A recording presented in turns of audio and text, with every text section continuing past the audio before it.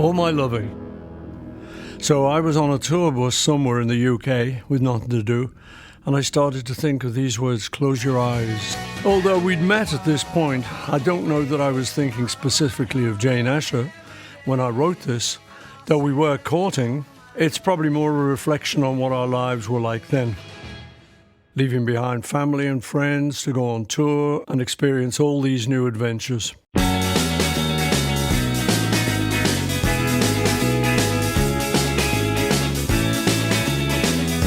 Nobody ever made it in America, and we were dying to be the first. This statement by John in September of 1964 puts in a nutshell how the Beatles felt about conquering the United States. They had truly taken over Britain and had made inroads in numerous other countries by 1963, but the US was their ultimate goal.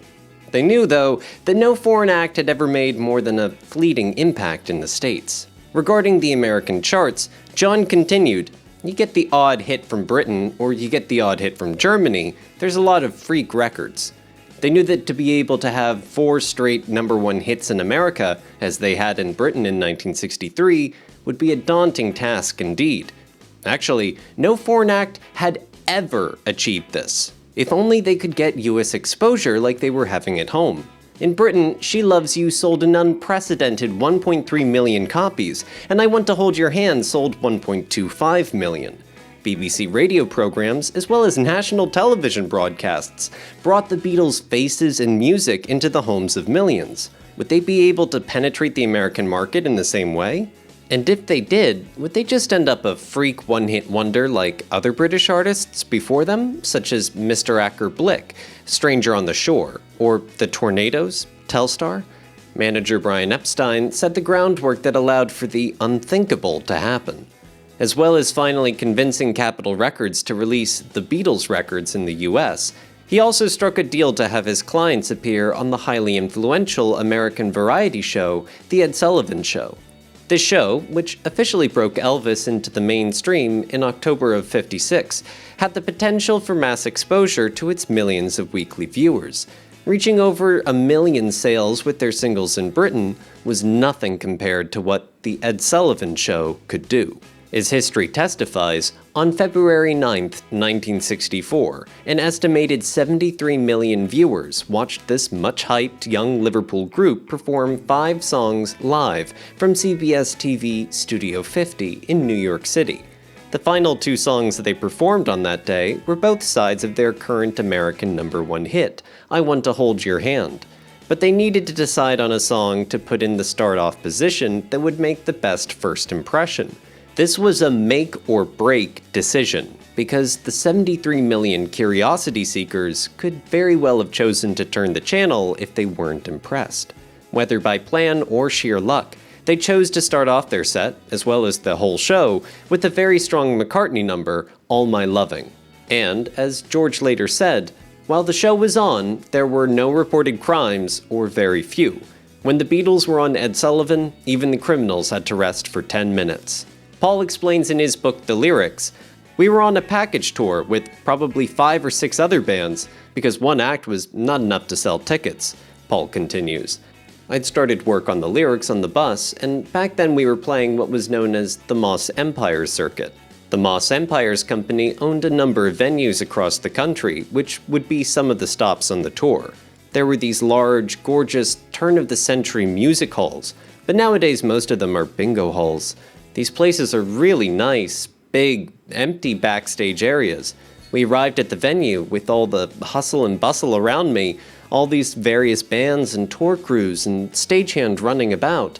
I made my way to a piano and somehow found the chords." In his book Many Years From Now, Paul adds, "I didn't have a guitar, it was probably with our road manager, and I remember working the tune out to it on the piano. It was a good show song, it worked well live." The song was written in a very unconventional way for McCartney, being that it was actually written as a poem first and put to music later. It's one of the few songs I've written where the words came first. That almost never happens. I usually have an instrument, so I'd started work on the lyrics on the bus. Both McCartney and Lennon attest to the song being written entirely by Paul. All My Loving is Paul. I regret to say, ha ha ha, Why? brackets, no, because it's a damn good piece. Yeah. all my loving. But I play a pretty mean guitar in back of that. Diddly diddly diddly diddly diddly diddly dee. That's me. Different styles of songwriting can be detected in the finished product, such as Carl Perkins and the popular girl groups of the early 60s. But McCartney claims his initial inspiration is coming through an unlikely source. At that point, McCartney says, it was a straight country and western love song. With songwriting, you conceive of it in one genre, because you can't conceive of things in thousands of genres, and you have one way of hearing it. If you get it right, however, you realize it has a certain elasticity. Songs can be flexible. And when other members of the Beatles would get into the studio, often that's when the elasticity would click in. When interviewed during their extensive American tour in the fall of 1964, Ringo stated that country music hadn't influenced their sound at all. Little did he know that it actually had, as evidenced in All My Loving. It's a letter song, Paul continues, in the same vein as the epistolary song P.S. I Love You. It's part of a tradition of letter songs, like Fats Waller's I'm Gonna Sit Right Down and Write Myself a Letter, or Pat Boone's 1956 hit I'll Be Home. So, All My Loving is a song that has a lineage. The recording took place on July 30th, 1963. Takes 1 through 11 needed to create a full band run-through of the song, which included McCartney's vocals as well as all of the group on their usual instruments. This actually comprised 10 takes, since there was no take 5. Take 11 was considered the best. Since Paul wanted to double-track his vocals, as well as provide his own harmony vocals on the third verse, the engineering team re-recorded Take 11 from the original 2-track tape onto another 2-track machine, while Paul simultaneously recorded his new vocal parts. 3 attempts were made at perfecting his vocals, these being documented as takes 12, 13, and 14, take 14 being deemed the best. This is the complete version of this classic track as we know it. The thing that strikes me about the All My Lovin' recording is John's guitar part. He's playing the chords as triplets. That was a last-minute idea, and it transforms the whole thing, giving it momentum.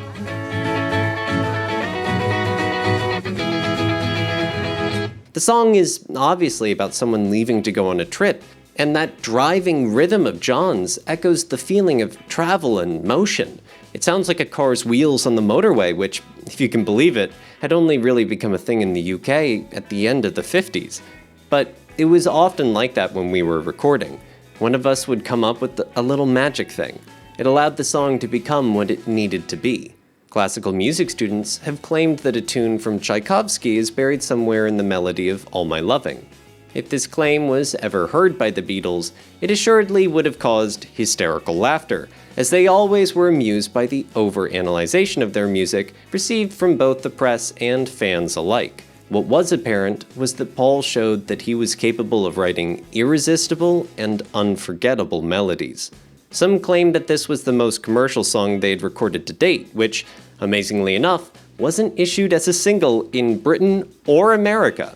The optimism and confidence of this song made it a standout on the With the Beatles album, and showed McCartney to be a true competitor with Lennon as a singer and a songwriter.